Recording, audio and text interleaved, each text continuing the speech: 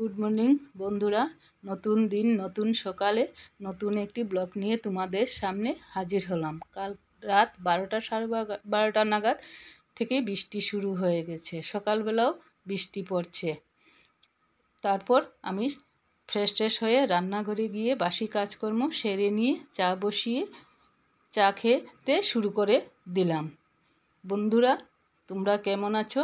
আশা করি ভালো আছো। আমিও ভালো আছি।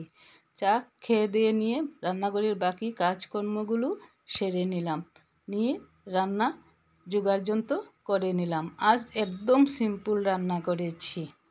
ভাত, মুগ ডাল, চানার ডাল মিশিয়ে ডাল বানিয়েছি।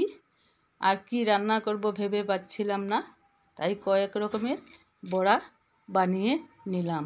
এই হচ্ছে দুপুরের রান্না। তারপর রকি আজ কয়েকদিন ধরে খাবার নিয়ে খুব যন্ত্রণা করছে। ওকে একদিকে মাংস দিয়ে আরেকদিকে দই দিয়ে ভাত মেখে দিয়েছি। ও খাবার নামই নিচ্ছে না।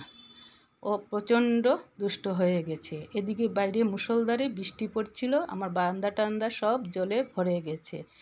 কিছুক্ষণ পর বৃষ্টি থামালো, তাই ভাবলাম বাগানে একটু কাজ করে নিই। কয়েকদিন আগে কিছু ফুল গাছের গোড়াতে গোবর দিয়েছিলাম, ভাবলাম আজকেও কয়েকটা গাছের গোড়াতে গোবর দিয়ে দিই। গোলাপ গাছটার গোড়াতে গোবর দিয়ে দিলাম, আরও কয়েকটা গাছের গোড়াতে গোবর দিলাম।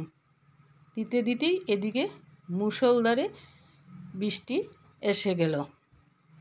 তাই এত বৃষ্টিতে তো আর বাগানে কাজ করা যাবে না, তাই আমি স্নান টান করে ঘরে চলে আসলাম। এসে খাওয়া দাওয়া করে ঘরেই রেস্ট নিচ্ছিলাম।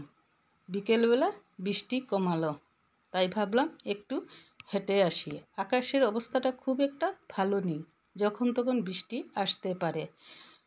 কিছুক্ষণ হাঁটতে শুরু করলাম, কিছুক্ষণ পরেই দেখি টিপটিপ করে বৃষ্টি পড়তে শুরু করে দিল। বেশি দূর তো আর যাওয়া যাবে না, তাই বাড়ির দিকে ফিরতে শুরু করে দিলাম।